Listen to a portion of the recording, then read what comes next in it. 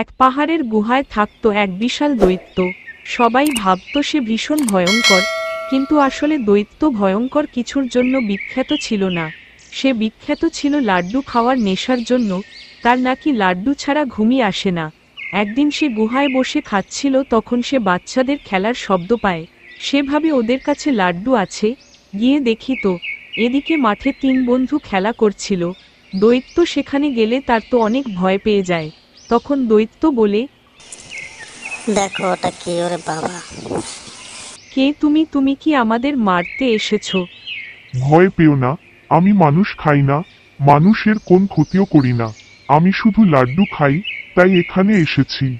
তুমি কি চাও? আমাকে লাড্ডু দেও।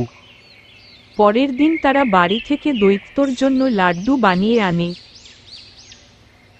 যাও গিয়ে লাড্ডু গুলা দৈত্যকে দিয়ে আসো। এইগুলো তোমার জন্য। লাড্ডু দেখে দৈত্য অনেক খুশি হয়।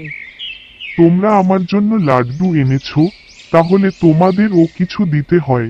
তখন দৈত্য জাদু দিয়ে অনেক চকলেট আনে।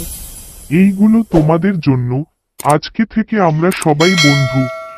তখন সবাই অনেক খুশি হয় এবং আনন্দ করতে লাগে।